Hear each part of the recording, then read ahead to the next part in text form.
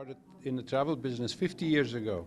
Today, this year, 1957, after the army in Belgium, where I was born and raised, I joined the Belgian army, and after that, I decided to go in the travel business. So I got a job with Thomas Cook's and Son, who was at that time the leading travel concern in the world. After a stint with Thomas Cook's, I decided on a lark to come to the United States.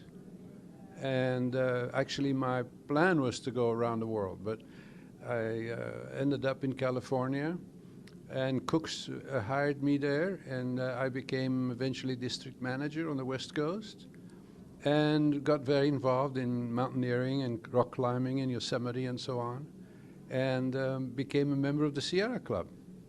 And the Sierra Club one day came to me and said, "We want to do foreign outings. We want to go to Peru, to Chile, to Argentina, to Nepal, and we need a professional travel agent to help us." I said, "Well, I'm your man." When the adventure travel became more popularized to the general public, and I think that's like late 70s and in the 80s. Mm-hmm.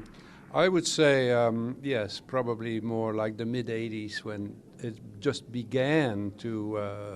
because until then, you see, there was already a form of travel, of adventure travel, but it was not commercial adventure travel. It was travel that had been organized by outdoor clubs, a Sierra Club, American Alpine Club. There was the Mazamas of Portland. There were a number of very active outdoor-oriented mountaineering clubs in the U.S. The idea was we're not building hotels, we're not building roads, we're not building infrastructure. We're just going and explore the mountains, and all we do is leave footprints. That was the idea. 80s. What happened there when it became popularized? What kind of people started participating outside of the Sierra Club?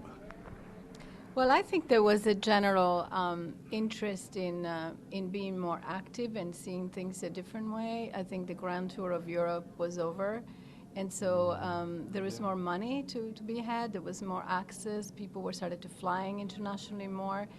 There was more interest in fitness, and I mean, this has become really strong now with fitness, yoga and all that kind of stuff. But I think that it just there was a desire for something that was very different, and people. Well, there's an interesting development, and that's why I'm smiling, because was it the mid-'80s that I thought we should try to add a cultural component to the trekking experience.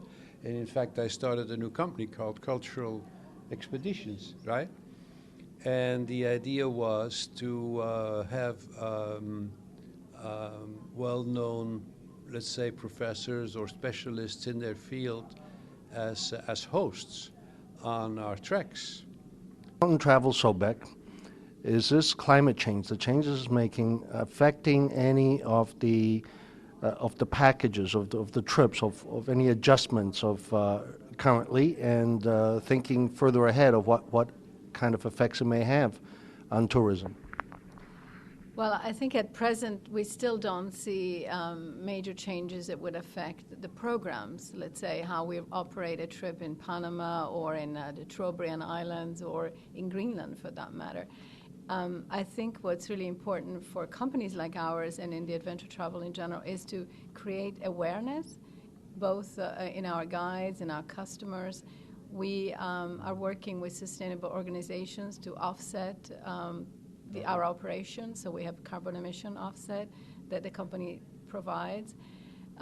We also try to work with specific conservation organizations like Conservation International and others to just, again, provide awareness and make sure that our customers know what the problems are, education for the guides, and hopefully if the customers are becoming more informed consumers, they can make changes in their own daily life, which is really just as important. But I think that there has to be a collaboration between the private sector and the government sector, where there is a joint effort in limiting access, but also those who go have to give back. And I think Galapagos is one of these newsworthy subjects because it's been put on a danger list from UNESCO.